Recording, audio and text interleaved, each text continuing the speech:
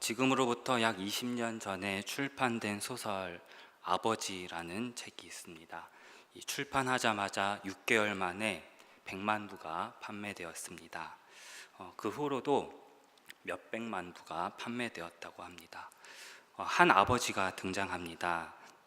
대학생 딸과 고등학생 아들을 두었습니다. 그러나 그들과의 사이가 딱히 살갑지 못했습니다. 그런데 이 아버지가 췌장암 진단을 받았습니다. 그날 이후로 매일 술을 마시며 어찌할 줄 몰라 합니다. 아버지는 이 술에 절은 모습, 또 고리타분한 모습으로 집에 들어가기가 일쑤고요. 실망한 딸과 아들은 끝내 하지 말아야 할 말로 이 어찌할 줄 모르는 아버지에게 상처를 줍니다. 한참 후에야 이 자녀는 자신의 아버지가 암 말기라는 사실을 알게 되는 거죠. 자녀는 이제 그제서야 배려와 위로로 아버지의 말년을 이제 함께 하게 됩니다. 이 소설 속 아버지는 걱정이 있어도 부인과 자녀들에게 차마 하지 못하고 또 술로 적적함을 달래다 흐트러진 모습으로 가족에게 가서는 더더욱 소외당하는 외로운 모습으로 쭉 일관됩니다. 이 소설이 베스트셀러가 된 것은 아마 많은 가족들이 그런 아버지에게 공감하고 있기 때문이었을 것입니다. 이 책을 읽은 아버지들은 이게 내 이야기다, 또 자녀들은 나의 아버지 이야기다 하면서 말이죠. 여기 또 한 명의 남루한 아버지가 있습니다. 우리가 읽은 본문에 나오는데요, 아들의 병을 예수님께서 고쳐주셨던 그런 아버지인데 이름도 없고 직업도 모릅니다. 성경에는 예수님이 사랑스러운 딸을 고쳐준 아버지가 나오는데요, 아마 이름 아실 겁니다. 야이로. 그 직업은 회당장이라는 것을 적어 두었습니다. 근데 오늘 본문에서 아들이 치료받았는데 아버지의 이름이 뭔지 알 수도 없고 직업이나 동네 출신도 알 수가 없습니다. 그저 큰 무리 중 한 사람으로만 언급해 놓을 뿐입니다. 아마 이 아버지는 그냥 시골에 사는 일개 그냥 촌부에 지나지 않아서일 것 같습니다. 확실히 이 마을의 회당장 직책을 맡고 있었던 야이로라는 그 사람하고는 좀 달라 보이는데요. 아들을 고쳐달라고 하고 사정할 때에 무리들 틈에서 어떻게 하냐면 악을 고래고래 써가면서 소리를 질러댑니다. 다른 급한 환자나 보호자를 살필 마음의 여유가 없었나 봅니다. 또 정중하고 점잖은 태도는커녕 신경질적으로 제자들에게 무안을 주기도 합니다. 그럼 믿음이 있었냐? 본인의 입으로 나는 믿음이 없습니다라고 말할 정도로 애초에 칭찬받을 만한 믿음이 있는 것도 아닌 그저 그런 아버지입니다. 이 아버지는 병든 아들을 데리고 사느라 마음의 느긋함이 사라진 지는 이미 오래고 점잖은 태도를 챙길 그런 여유도 이미 오래된 그냥 소인배에 불과했는지도 모르겠습니다. 그리고 저는 이 시간 집안에 생긴 우환을 없애기 위해 느긋함이나 점잖음이나 교양 이런 배부른 소리를 할 수 없어 투박하고 우악스럽게 살아야 했던 두 아버지 이야기를 펼치려 합니다. 한 아버지는 오늘 본문에서처럼 간질병을 앓는 아들의 아버지고요, 또 한 아버지는 IMF 시절의 아버지들입니다. 오늘 이 본문의 아버지 이야기를 이제 시작하는 데 있어서 어느 한 글귀로 시작해 볼까 합니다. 제가 읽어보겠습니다. 삶이란 때로 그런 거다. 평온하고 안정된 삶일수록 은밀히 매설된 덫을 그 누구라도 한순간에 밟을 수 있다는 것. 어쩌면 그거야말로 삶이 지닌 본질적이고 절대적인 권한일는지 모르겠다. 이 간질병을 앓은 아들을 둔 아버지가 자서전을 썼다면 이런 글귀로 시작하지 않았을까 싶습니다. 이 촌부인 한 사람은 사랑하는 아들을 얻게 되었습니다. 아들은 제 나이에 맞게 커갔고 듬직하게 자라는 모습을 보면서 아버지인 촌부는 배가 불렀습니다. 얼마간 평온한 시절의 끝자락이 이제 다가왔습니다. 이른 아침 잠결에 쿵 소리가 들렸습니다. 그리고는 그 이후로 먹먹한 시간이 시작되었습니다. 이 소리에 놀라서 고난 잠을 자다 요란한 소리 때문에 잠에서 깬 아버지는요, 소리가 난 곳으로 달려가 보았는데 눈앞에 펼쳐진 모습은 자신의 앞날에 있을 거라고는 상상도 못한 모습이었습니다. 오늘 일찍 나가야 한다고 어젯밤 수선을 비우던 어린 아들이 거품을 물고 쓰러져 있었기 때문입니다. 물이 흥건한 맨바닥에 옷을 벗은 맨몸으로 아들은 파닥거리고 있었습니다. 그의 손은 기형적으로 굽어져 있었는데요, 제정신으로는 아파서 틀 수도 없을 정도의 그런 각도였습니다. 사지 끄트머리에서까지 힘이 잔뜩 들어가 사납게 떨고 있는 모습, 그 아들의 모습은 무척 괴로워 보였습니다. 이럴 때 아버지가 할 수 있는 게 그리 많지 않습니다. 먼저는요, 거품을 뿜고 있는 아들의 고개를 옆으로 돌려줍니다. 그래 거품이 아래로 이제 바닥으로 흐를 수 있도록. 그리고 부르르 떨고 있는 팔과 다리를 가만 지그시 눌러줄 뿐입니다. 아내는 여태 잔뜩 겁을 먹은 채 얼어붙어 있었는데요, 오들오들 떨고 있는 아내에게 이 아버지는 이제 수건을 달라고 말합니다. 아들의 등을 살짝 들어 올려서 바닥에 물기를 훔치고 등에 묻은 물기를 닦습니다. 대략 한 4분 정도 지나는 동안 아마도 이 아버지는 그 시간이 몇 년처럼 느껴졌을 것인데 이 아들의 경기는 차츰 잦아듭니다. 그리고 참 신기하게도 아들은 잠에서 스르르 깨는 듯 이렇게 정신을 차립니다. 아들의 표정, 저한테 무슨 일이 일어난 거예요? 이렇게 좀 의아해하는 표정으로 묻고 아버지는 이렇게 말합니다. 덤덤하게 잠시 정신을 잃었다. 일단 여기에서 나와서 내 방에 가서 좀 누워 있어야겠다.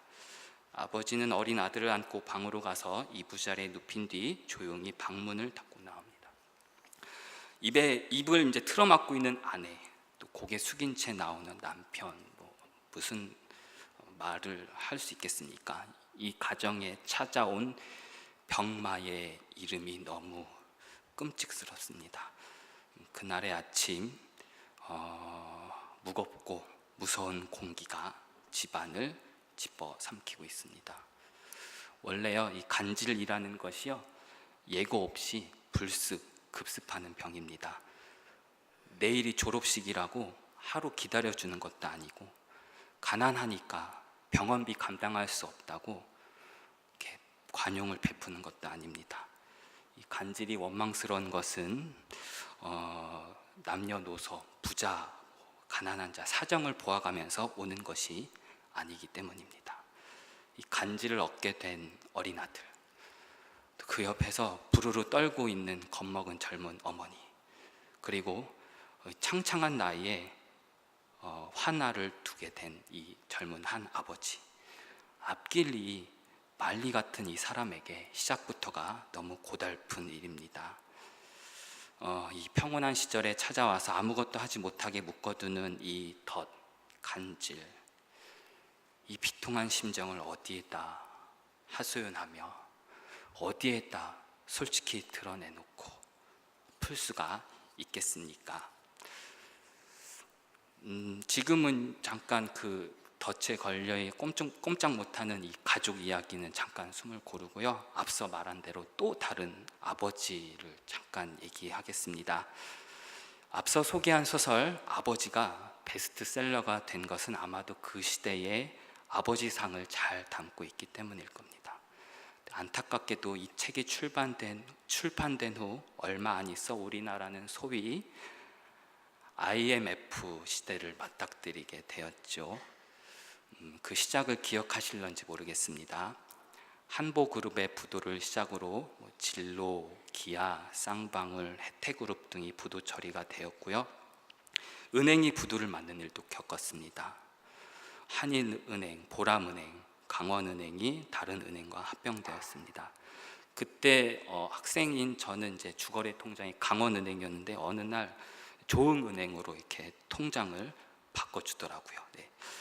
이후에는 이제 대우, 기아, 삼성자동차 등 굴지의 회사들마저 법정 관리를 돌연 신청하였고 뒤숭숭한 바람이 구조조정이니 명예퇴직이니 하는 이름으로 휘몰아쳤습니다. 지금 이 한 얘기는 당시에 대기업들을 중심으로 적힌 기록들입니다. 하지만 그때의 피해가 대기업들만의 것이었겠습니까? 대기업들의 하청인 1차, 2차, 3차 기업들, 또 그들의 하청인 중소기업들의 피해는 더 심각했을 것입니다. 그럼 기업들만의 피해겠느냐? 아니죠. 월급쟁이들의 주머니에 의존해야 했던 안경가게, 그릇가게, 신발가게 등 이 소상공인들의 경제적 피해는 이루 말할 수 없이 수두룩했을 것입니다. 어느 대기업의 부장은 명예퇴직을 당했으나 차마 집에 말할 수가 있어야죠. 평소처럼 정장을 차려입은 채 출근 시간에 맞춰 집에서 나오기를 얼마 동안 해야 했습니다. 또 주택담보로 가게를 넓힌 어느 상가 가게 사장님은 더 이상 버티지 못하고 파산을 맞았습니다. 집은 은행에 넘어가고 가족들은 여기저기 친척집으로 흩어 내보내고 또 자신에게 돈을 꾸어준 찾아온 빚쟁이들을 만나면 면목 없다는 말만 할 뿐 좀처럼 고개를 들지 못했습니다.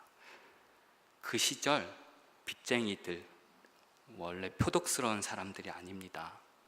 그저 아파트 상가 소상공인 연합 모임에서 만나 조금씩 친해졌다 서로 도와주고 서로 돈 빌려주고 서로 보증 서준 순박한 소시민이었습니다. 근데 이 파산이 자신의 턱 밑까지도 추격해오니 잔뜩 겁을 먹고 황망하게 여기저기 들쑤시고 다니는 그냥 심약한 사람들이었습니다. 어느 매제는 명절날 매형에게서 너에게 서준 보증만 아니었어도 내 사업이 흔들리진 않았다. 원망 섞인 고성을 들어야 했습니다. 같은 동네 더 높은 꼭대기집에서는 문 박차는 소리, 따라 나오는 어린 아이 울음소리, 개 짖는 소리, 만류하는 노모의 소리가 뒤엉켜서 밤 공기를 축축히 적셨습니다. 그 시절 모두가 각자의 입장에서 수모를 견뎌야 했겠지만 아버지들만 하겠습니까? 아버지들은 뭐가 그리 부끄럽다고 불 꺼진 거실에서 고독하게 자작을 하거나 뭐가 그리 죄스럽다고 달빛 아래서 끊었던 담배를 다시 피우거나 뭐가 그리 미안하다고 자녀 앞에서 한참 후에야 마른 세수만 해댄 걸까요? 그때 골문 아버지들의 아픔과 상처 20년이 지났는데 지금은 좀 나아졌을까요? 마음이 곱는 아버지 이야기를 했지만 여기 간질병 앓는 아들을 둔 아버지를 빼놓으면 안 될 것 같습니다. 아무리 이 아버지에게 아들을 두고 주위 사람들이 키가 크네, 듬직하네, 머리가 똑똑하게 생겼네, 잘생겼네, 앞으로 든든하겠어 칭찬을 한다 하여도 아버지는 마냥 해맑을 수가 없겠죠. 아이고, 그 병만 아니었어도 씁쓸한 마음 달래기 바빴을 것입니다. 또 이런 걱정하겠죠. 얘가 안에서나 넘어져야 하는데 바깥에서 사단이 나면 동네 사람들 보기에 면구해서 어쩌나. 얘 너는 피곤하면 안 되니 잠을 푹 자거라. 아버지 저 괜찮아요. 얘 일 보고는 다른 데 가지 말고 얼른 집에 돌아오거라. 바깥에도 다녀야죠. 아니야, 너는 다른 애들과는 다르다고 몇 번을 말하니. 저도 다 컸다고요. 아버지와 아들은 대화할수록 감정의 골만 깊어갈 뿐입니다. 얘 행여 바깥에서 네가 그런다고 생각하면 끔찍하다. 상상도 싫다. 그런데요, 우리 오늘 읽은 성경 말씀에 심히 고생하였다라는 것을 보면 아마 아버지가 상상하기도 싫은 일들이 벌어졌었던 듯 합니다. 보통 이 간질 때문에 쓰러지고 나면은 상처가 남습니다. 바닥에 넘어지면 무릎과 팔꿈치에 멍이 들기도 하고요. 그러면 다행이죠. 덜어는 볼과 턱에 멍이 들기도 한답니다. 멍든 턱을 본 마을 사람들은 아이고, 어제 또 발작했나 보네. 요즘 부쩍 느는 것 같아 하며 혀를 찼을 것입니다. 마을 사람들의 동정과 혀 내두르는 소리가 절정에 이르렀을 때 아버지는 여러 말로 아들을 타이르며 예수님께 데려갑니다. 안 간다고요. 제가 아버지 종이에요. 가라면 가게. 야, 이 애비 가슴에 못 박는 소리 좀 그만해라. 너는 이 애비가 불쌍하지도 않니? 이 처음 보는 제자들 앞에 이 부자가 씁니다. 내 아들이 간질이요, 귀신이시었다. 좀 심하오. 덤덤하게 말하는 듯하지만 그 마음이 참으로 욕스러울 수가 없습니다. 그 순간 하나 둘 동정 어린 시선이 째옵니다. 저렇게 멀쩡한 아들인데 평소에 받았던 동네 사람들 숫자보다 훨씬 더 많은 큰 무리들의 시선이 덮어왔습니다. 옆에선 아들은 익숙한 동정 어린 눈빛, 익숙한 혀 내두르는 소리를 가만히 들어야만 했습니다. 근데 제자들은 무엇이 부족했는지 결국 고치지를 못했고요. 곧바로 다시 한번 더 두터워진 동정 어린 시선을 이 부자는 받아야 했습니다. 아이고, 이제 어쩌나. 근데 이 와중에요, 날이 선 시선을 아버지가 느꼈는데요, 그건 다름 아닌 아들의 눈빛이었습니다. 다시는 아버지 말 듣지 않겠다고, 다시는 아버지하고 이야기하지 않겠다는 이 증오와 살기 어린 눈빛. 얘 네가 무슨 말 하려는지 안다. 인연을 끊어도 좋으니 우리 여기서 예수님 좀 기다려보자. 이후엔 내가 아무 말 안 하마. 다음 날 아버지는 예수님에게 고래고래 소리를 지르고 날카롭게 쏘아붙입니다. 당신의 제자들이 값싼 동정만 할 뿐 어영부영하더이다. 그렇게 난데없이 달려드는 아버지를 향해서 예수님이 어떻게 드자비를 할 수 있겠습니까? 이 칼칼하게 쏘아붙인 억양에는요, 그동안 겪었던 아버지의 비통함, 비참함이 묻어 있으니 말이죠. 하늘에게 느낀 배신감, 아내에게 느끼는 냉대, 아들에게 받는 분노, 동네 사람들에게 느끼는 연민, 그리고 바로 어제 제자들 때문에 받은 수모 등을 예수님이 알고서는 어찌 정색을 할 수 있겠습니까? 성경에는 그래서 오히려 제자들을 예수님께서 꾸짖는데요, 당신이, 그러니까 예수님이 부끄럽고 민망하고 미안해서 제자들에게 화를 내는 듯합니다. 마치 왜 너희들은 여전히 그 정도로밖에는 못하는 거니 하고 말이지요. 저는 그 제자들을 향하여 예수님이 민망히 여기는 이 대목에서 숙연해집니다. 사연 있는 사람들을 대하게 된다면 저는 자격 없는 동정심을 갖고 어영부영 시간을 보내는 정도가 아닐까 하고 자신할 수 없기 때문입니다. IMF 때에 개중에는 덜어 집을 급하게 내놓기도 하고 이사를 가기도 하고 전학을 가기도 하고 이민을 가기도 했습니다. 그리고 교회에서는 그 당시 20년 전 이 동승교회에서는 어떠했는지 모르겠지만 제가 다니던 교회에서는 발길을 끊는 사람들이 있었습니다. 실직을 한 안수 집사님, 파산을 한 집사님, 집사님 교회는 나오셔야죠. 아유, 집사님 11조 낼 형편이 되면 가겠습니다. 집사님 교회는 나오셔야죠. 집사님 마음 좀 추스르고 가겠습니다.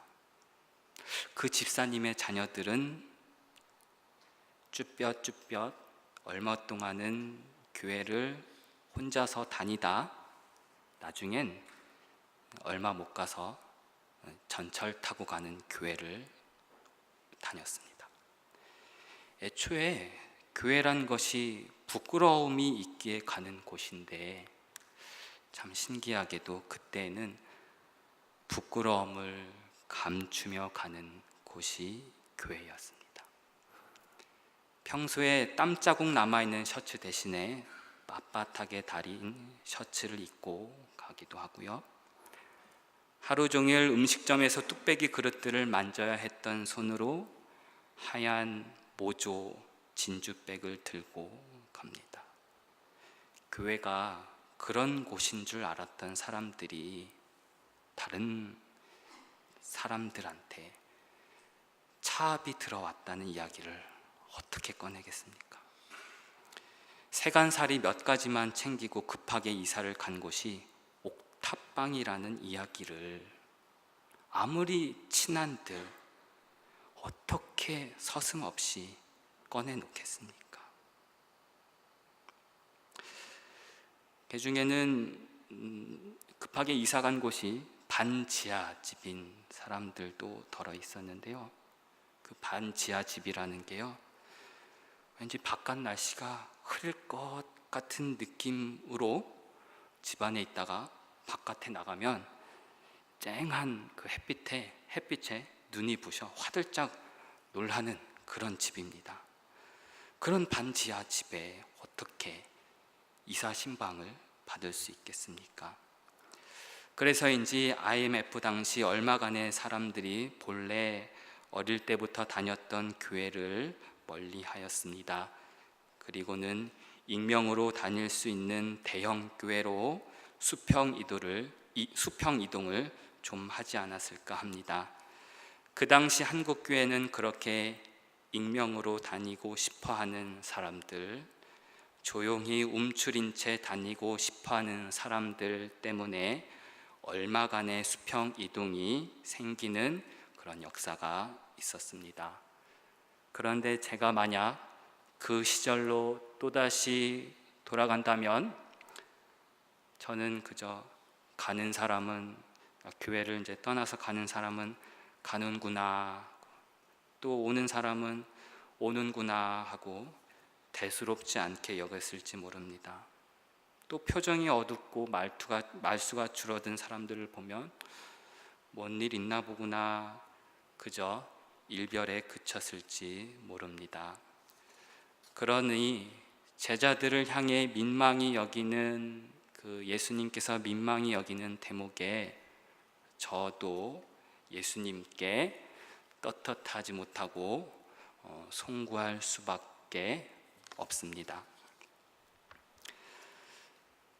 제자들과 달리 예수님은 아버지의 아픔을 비통한 심정으로 진실되게 느꼈기에 예수님께서 말씀하시기를 말 못하고 못 듣는 귀신아 내가 내게 명하노니 그 아이에게서 나오고 다시는 들어가지 말라 하며 단단히 못을 박았습니다. 여기 오늘의 주인공인 아버지와 아들은 남이 알면 안 되는 고통 속에서 쉬쉬하고 마음 졸이며 살아왔습니다. 그 병 하나 때문에 아버지와 아들의 대화는 꼭 큰 소리로 끝나곤 했습니다. 마을 사람들이 병 이야기를 꺼냈을 때는 아버지는 낭패구나 싶었습니다. 연민에 찬 눈빛 때문에 마음 한켠이 욱신거렸습니다. 제자들에게 와서는 마을 사람들보다 훨씬 더 많은 무리의 동정을 집중받았습니다. 우물쭈물 간신히 말을 이어갔습니다. 이것이 이 두 부자가 겪어야 했던 애환이었습니다. 그러니 예수님 어찌 그걸 알고 귀신 보고 다시 들어가라 말씀을 하실 수 있겠습니까? 오히려 다시는 들어가지 말라고 측은히 여기셨을 것입니다. 같이 아파하는 예수님에게 아버지는 좀 더 솔직해지는데요. 바로 이 대목입니다. 예수님께서 아버지에게 말씀을 하시죠. 예수께서 이르시되 할 수 있거든이 무슨 말이냐 믿는 자에게는 능히 하지 못할 일이 없느니라. 믿음이라뇨. 아버지는 그런 게 애초에 없었습니다. 아버지가 어떻게 믿음을 가질 여유가 있겠습니까? 아버지가 이렇게 얘기합니다. 곧 그 아이의 아버지가 소리를 질러 이르되 내가 믿나이다. 나의 믿음 없는 것을 도와주소서. 소리 질러서 내가 믿나이다 하는 대목은 여러분 진짜 같습니까? 거짓 같습니까? 저는 거짓말처럼 느껴집니다. 원래 거짓말은 더 정색하는 법입니다. 믿음이 있어야 한다니까 거짓말을 해서라도 아들이 낫길 바라고 있는 겁니다. 그런데 믿음이 없는 것을 도와달라고 외칩니다. 아버지에게 이보다 더 큰 낭패가 없습니다. 방도를 찾았는데 믿음이라는 게 없으니 말이죠. 애 같아서 아버지는 자리에 털썩 주저앉아 발을 뻗치고는 꺼이꺼이 대성통곡하며 울 수밖에 없습니다. 나의 믿음 없는 것을 도와주소서. 그 절규 우아한 교양으로 포장한 게 아닙니다. 점잖은 체면으로 덧칠한 거 아닙니다. 그 절규는 그동안 새어나가지 않도록 꽁꽁 싸매어 두었던 비통한 심정이 주체 못할 정도로 폭발해버리는 절규였습니다. 그런 모습이 예수님 앞에 어쩌면 당연하고 자연스러운 모습이 아닐까 생각해 봅니다. 아픈 마음이 예수님께 드러나고 예수님은 그 아픈 마음을 진심으로 받아들이고 그 교감 속에서 아들은 끝내 나음을 받았습니다. 아마 예수님께서는 표현되어 있진 않지만 진심으로 하늘을 바라보고 한숨을 쉬은 후에야 기도하고 고쳐주셨을지 않을까 그렇게 한번 상상을 해봅니다. 이후에 제자들이 예수님께 조용히 묻습니다. 우리는 무엇이 부족했습니까? 예수님께서 대답하십니다. 이르시되 기도 외에 다른 것으로는 이런 종류가 나갈 수 없느니라 하시니라.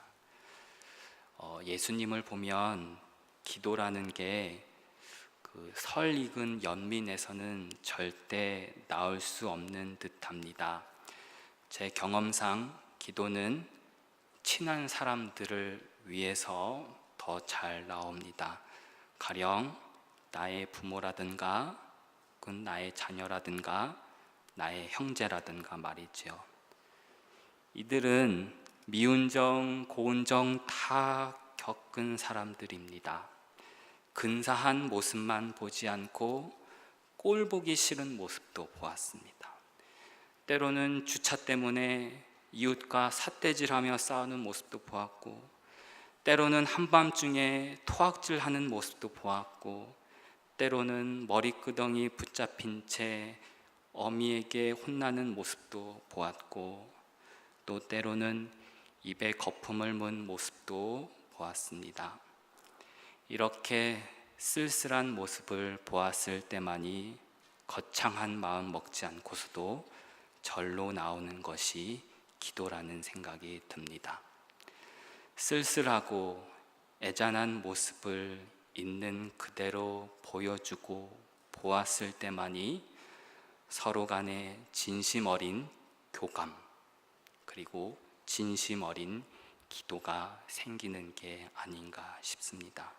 그리고 그런 기도야말로 하늘문을 움직이겠지요. 저는 여기 동승교회에서 이따금씩 나의 아버지 같은 분을 봅니다. 어떤 분을 보면 꼭 나의 어머니와 흡사하다는 생각이 듭니다. 또 어떤 분을 보면 마음씨 고운 나의 큰 어머니가 떠오릅니다. 또 좀 둔한 여인을 보면 나의 누나도 저랬지 하고 생각에 잠기게 됩니다. 그들이 자신들의 사연을 저에게 말하지 않는데도 왠지 저는 나의 가족들이 겹쳐 보입니다. 왜냐하면 그들의 말투, 몸짓에서 나의 아버지, 어머니, 누나와 같은 말투와 몸짓을 이따금씩 발견하기 때문입니다. 나의 가족들이 지나쳐 온 인생의 길과 얼마간은 흡사했기 때문이 아닐까요? 그래서 저는 이 교회에서 그러한 분들을 만나면 함부로 대한다거나 함부로 무시할 수 없습니다. 왜냐하면 그분들을 보면 나의 아버지, 나의 어머니, 나의 누나와도 같은 쓸쓸한 마음이 들기 때문입니다. 그리고 조금은 진심 어린 안부를 묻고 싶습니다. 그것으로 물꼬가 트인다면 아마도 이 다음엔 진심 어린 기도 한두 마디 정도는 할 수 있지 않을까 합니다. 예수님 앞에 그거면 되지 않을까요? 이런 마음이 드는 게 저 혼자만은 아닐 것 같습니다. 이 예배당에는 본문의 주인공들처럼 남들이 알지 않기를 바라는 사연 있는 사람들이 분명 있을 테니까요. 또 그런 분들이 올 때 저기 교회 계단을 오르내리며 혹 여러분들의 아버지나 어머니 같은 분위기를 자아내는 분과 스쳐 보낸 적은 없으십니까? 여러분들의 누나, 누이, 오빠, 언니, 동생 같은 기운을 뿜어내는 사람들을 한 번쯤은 저 멀리서 보지 않으셨는지요? 흥남부두에서 월남해야 했던 아버지, 판자촌 시장통에서 어묵 장사를 해야 했던 어머니, 청계천 공장에서 졸음 때문에 숱한 바늘에 찔려가며 일해야 했던 누이, 줄줄이 딸린 동생들 학비까지 대가면서 자수성가한 고마운 큰오빠와 새언니, 일찌감치 바다 건너로 이민을 간 보고 싶은 막둥이 등 내가 잘 아는 가족들이 걸어왔던 인생의 길을 왠지 저 사람도 걸어왔을 것 같다는 생각이 스친 적은 없으셨는지요? 혹 있다면 그 쓸쓸하고 애잔한 사람에게 따스한 눈빛을 한번 건네주십시오. 일단 그거면 될 것 같습니다. 왜냐하면 내 가족 같다는 사람에게 안부를 주고받고 그러다 한참 후에라도 혹 사연과 사정을 알게 되면 진심 어린 기도, 거창하지 않게 시작할 수 있을 것 같기 때문입니다. 그러면 우리도 예수님께 꾸중 들을 일은 일단 유보될 것 같습니다. 이제 말씀을 매듭 지으려는 시점에서 저의 아버지 이야기를 잠깐만 꺼내 놓으려 합니다. 저의 아버지에게 교회란 흙이 묻은 운동화 대신 구두를 신고 가는 곳이고, 땀 자국이 남아있는 셔츠 대신 빳빳하게 다린 셔츠를 입고 가는 것이고, 평소에도 하지 않는 넥타이를 메고 가는 곳이었습니다. 그러다 IMF 시절 그럴듯하게 다녔던 교회의 발길을 끊었습니다.